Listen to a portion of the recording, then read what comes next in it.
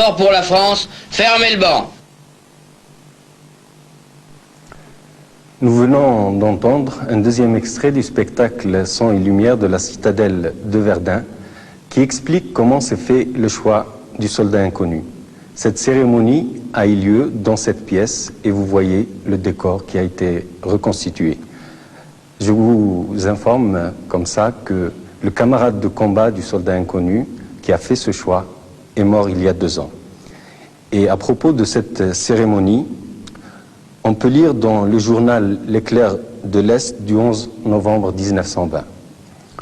C'est sous l'effet de la poignante émotion qui tout à l'heure nous étreignait tous à la gorge qu'il nous faut dire tout ce qu'avait d'inégalable dans le sublime et la grandeur ce choix suprême par un ancien combattant qui sait, lui, ce qu'a été l'épouvantable mort de ceux qu'il n'a pas été possible de reconnaître.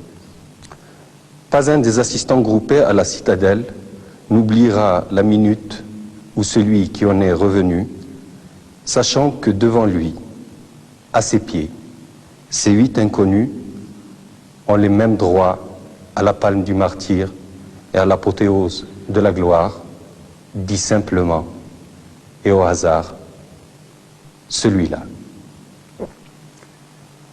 Ce soldat inconnu qui a été choisi comme ça, au hasard, et qui repose sous l'arc de triomphe à Paris, qui peut dire aujourd'hui de quelle origine il est.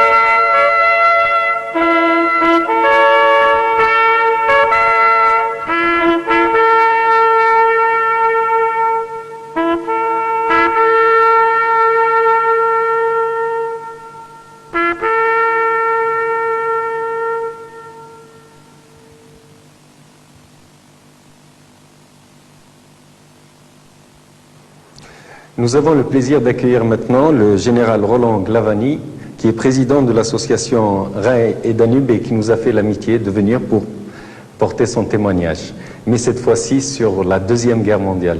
En général, merci d'être avec nous. Alors, tout de suite, une première question. Est-ce que vous pouvez nous parler de votre association? Oui, Rhin et Danube, ça correspond aux anciens de la première armée française, c'est-à-dire les anciens de l'armée d'Afrique de Jean Delattre, celle de 43, 44, 45, qui correspondait déjà à un grand rassemblement des évadés de France, des pieds noirs et de tous ces tirailleurs marocains, algériens, tunisiens, sénégalais dont nous aurons sûrement à reparler dans un instant. Général, tout au long justement de cette émission, puisque nous sommes à Verdun et que c'est le jour de anniversaire de l'armistice, le 11 novembre, nous avons beaucoup parlé de la Première Guerre mondiale. Maintenant avec vous, donc, nous allons parler de la Deuxième Guerre mondiale.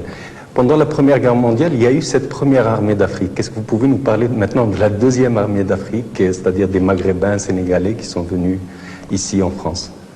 Oui, je crois qu'on peut dire que, pour prendre le problème historique de la libération de la France, d'abord il faut rendre un grand coup de chapeau à ceux qui nous ont libérés réellement, c'est-à-dire les Américains, les Anglais, sans oublier les Soviétiques de l'autre côté, sans lesquels nos enfants seraient en train d'apprendre à faire le salut nazi à l'école maternelle.